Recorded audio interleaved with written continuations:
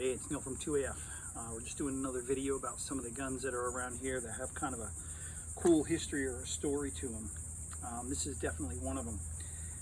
It's not one of my older guns, but it is kind of old. The tax stamp reads from '07. Let's talk about the gun itself. This was an old pre-E3 Knights Armament SR-15. The receiver reads SR-15 M4. So this was like pre-ambidextrous lower, pre-E3 bolt extension, etc. There was nothing especially special about these guns. They were nice for when they existed, but they were all made before the ban ended.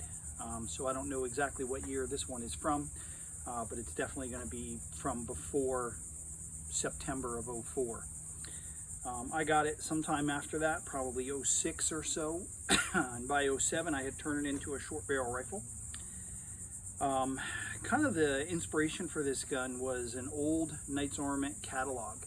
Again, it was a pre-E3 catalog, but they showed their 11.5-inch CQB gun that included their flip-up front sight gas block, and that gun Knights was not making that gun. It wasn't available. You couldn't even really get a URX rail.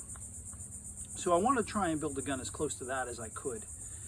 I did luck out, and it was well before URX rails were commercially available. I was able to get one. There's only really 3 people back then I knew that had URX rails. Kevin Boland, this was before he worked at Knights Armament. He was still in the military, if I'm not mistaken. SMG Lee out in California, and myself. Someone came up with the name URX Mafia, and we were the 3 guys in the URX Mafia at that point. We're the only 3 guys, and at least outside of, you know, people who worked at Knights or whatever, that had URX rails. So I got the gun. I kind of stripped it. It came with like a fixed front sight and a regular M4 RAS and a 16-inch barrel that had a pressed on flash hider. Kind of got rid of all that. Put the URX rail that I got on here. Got a Voltor. Is this a Voltor? Yeah, Voltor, Ultor receiver extension and the old Voltor stock. This was in the Coyote color. They stopped making these pretty soon. What's up, Petey? Also, this Magpul Miad grip. The Miad was the first grip that Magpul made, and they made it in this Coyote color that soon after kind of changed to flat dark earth. But this is kind of the older color that matched the Knights taupe panels and the Knights vert grip. Anyway, back to the gun.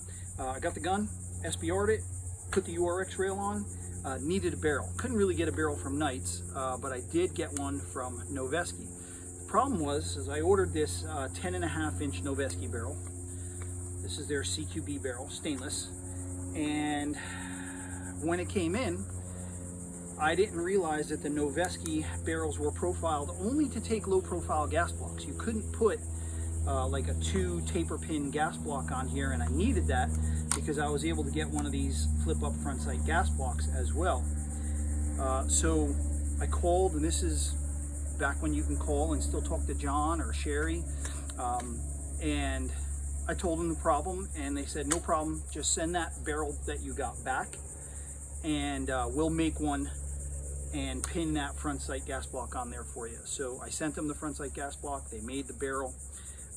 Past that, I don't know if you can see it on here, but I sent the barrel back to Knights, and this is when Marvin Pitts was still at Knights, and he dimpled the barrel for me. So it's a Noveski, custom Noveski 10.5-inch barrel with the flip-up front sight gas block, and I had Knights Armament dimple it for me. What's up, big guy? Eventually I got the triple tap for it. Eventually I got the NT4 suppressor for the triple tap. What else is about there? Oh, the rear sight. I don't know if you can really see it again, but that rear sight is a taupe, factory taupe color 600 meter backup sight. I have not seen very many of these out there. A friend of mine who worked at Knights knew that I would like something like that, and knew I was putting this gun together, so he sent it to me for He sent it to me to use for this gun. This is a Bushmaster ACR mag. A friend of mine sent that to me, and again, it was just it's a Magpul PMag, but it's got the Bushmaster logo on it. These only came, if I'm not mistaken, with the Bushmaster ACRs.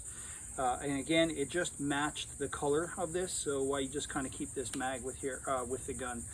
The taupe vert grip, of course, is chopped down to be a little shorter than normal, because this was usually my normal grip. And not too much. Oh, I think it has one of the old, Noveski Surprise dust covers on there. This is also an iron bond coated bolt group. It's a young manufacturing bolt group. MSTN for a little while.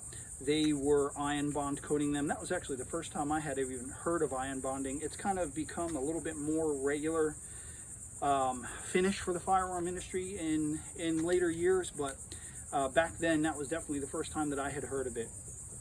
Large logo, Knights Armament, aimpoint cap, really early combat trigger guard. I don't know what else. Just it's got the anti-rotation pins, which really I don't like. I would probably prefer to replace those pretty shortly. Old aimpoint mount from Knights Armament. This is one of the older ones that had the, I don't know if they were made out of Durlin or something like that, but it was not the aluminum spacers that they come with now. Another piece, let me see if you can see this.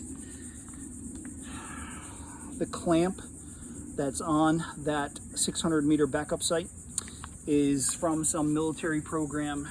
Same guy who sent me the sight sent me that. It was just kind of like a one-off piece that they had that they did for some military program. So it made its way on this gun.